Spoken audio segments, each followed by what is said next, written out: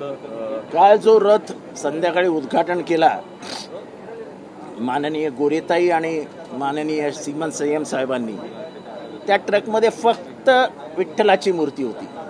विठोबा रखुमाई हा शब्द त्याच्यात तल्लीन होऊन वारकरी पंढरपूरला जातो. रखुमाईला बाजूला काढण्याचा अर्थ हा फारच वेगळा आहे. विठोबा रखुमाई बाजूला होऊच शकत नाही. युगे 28 एकत्र साथ देणारे हे दोघं आहेत. हा महाराष्ट्राच्या संस्कृतीचा अपमान आहे. हा मानसिकता पुरुष प्रधान असल्याची ग्वाही देतोय. ह्या सगळ्याचा पूर्ण महाराष्ट्रभर धिक्कार होत आहे. विठोबा रखुमाईला बाजूला करण्याचा या सरकारचा आम्ही निषेध करतो.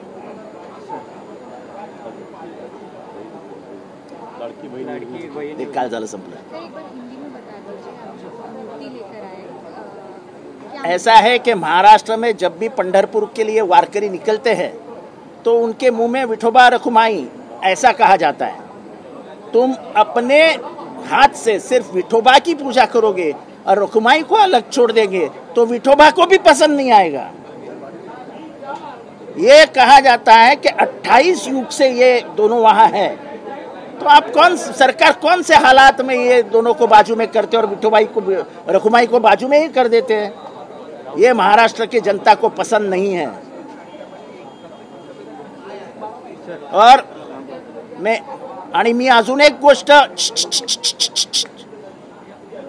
एक गोष्ट महाराष्ट्राच्या निदर्शनास आणून देतोय, जिचे पुरावा माझ्याकडे आहेत, की माननीय मुनगंटीवार साहेबांनी, सांस्कृतिक मंत्री यांनी शिवाजी महाराजांची जन्मतारीख जी फेब्रुवारी 19 संशोधनानंतर घोषित केली होती, अनेक जणांना अनेक वर्ष संघर्ष करावा लागला होता.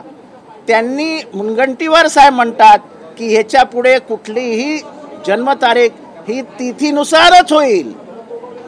तिथीनुसार होणार म्हणजे परत एकदा जन्मतारखेचा घोळ होणार आणि परत एकदा इतिहासाची पुनरावृत्ती होणार आणि बहुजन समाज परत पेटून उठणार.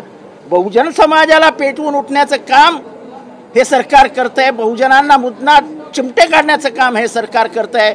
19 फेब्रुवारी ही जाहीर झालेली तारीख या सरकारला आम्ही बदलू देणार नाही.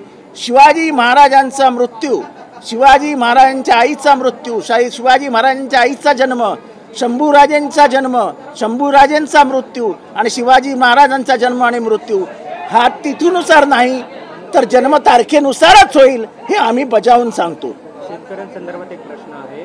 1 रुपयात पीक विमा योजना सरकारने आणली, मात्र सामूहिक स्कीम ऑपरेशन केलं, ज्यामध्ये शेतकऱ्यांकडून या पीक विमासाठी अर्ज भरण्यासाठी 100 रुपये आकारले जात आहेत केंद्राकडून. एक प्रकारे लूट केली जाते शेतकरी. म्हणजे 100% खोटं बोलतंय सरकार.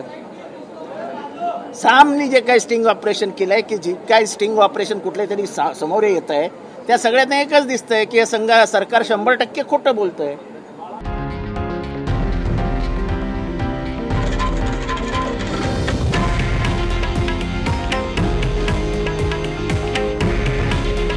हे आहे देशातील नंबर 1 न्यूज नेटवर्क आणि आपण पाहत आहात TV9 मराठी.